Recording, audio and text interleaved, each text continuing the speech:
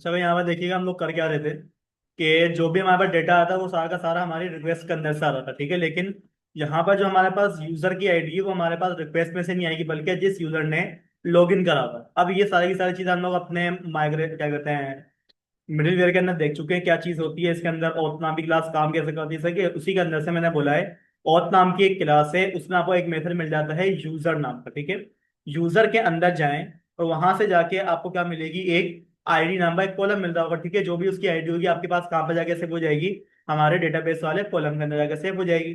अब जब ये सारा का सारा काम हो जाए तो इस काम को करने के बाद आप लोगों ने सबसे लास्ट काम जो करना होता है, हमारे पास जो भी वेरिएबल होता है उसको हमें क्या करवाना पड़ता है, इस तरीके से सेव करवाना पड़ता है, ठीक है। जब तक आप लोग ये वाली लाइन नहीं लिख देते ये सारा का सारा डेटा आपकी डेटाबेस में जाकर सेव नहीं होने वाला, ठीक है। जब ये काम हो जाए उसके बाद आप लोगों ने इफ की कंडीशन लगानी, ठीक है। और यहाँ पर आके आपने क्या करना होगा, चेक करना होगा कि भाई अगर हमारे पास डॉलर और डबल पी का सारा डेटा सबमिट हो जाता है तो आप लोगों ने रिटर्न कर देना है हमारे को किसी ना किसी जगह पर। और अगर किसी वजह से डेटा हमारा सबमिट ना हो तब आपने क्या कर देना है, हमारे को रिटर्न कर देना, ठीक है। रिटर्न कहाँ कर देना है, सिंपल है कि यहाँ पर मैसेज शो करवा दें, डेटा नॉट इंसर्ट, ठीक है। हमारे पास सिंपल एक मैसेज हो जाएगा। बाकी आप यहाँ पर कोई पेज दिखाना चाहे तो भाई पेज भी दिखा सकते हो, ठीक है। अभी इतना टाइम नहीं है हमारे पास।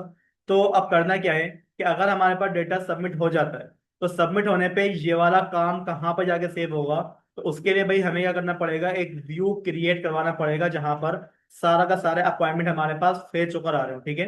तो उसके लिए मैं क्या करूंगा, अपने टर्मिनल के अंदर आके कमांड लिख देता हूँ मैं, PHP RT सन मेक कोलन व्यू।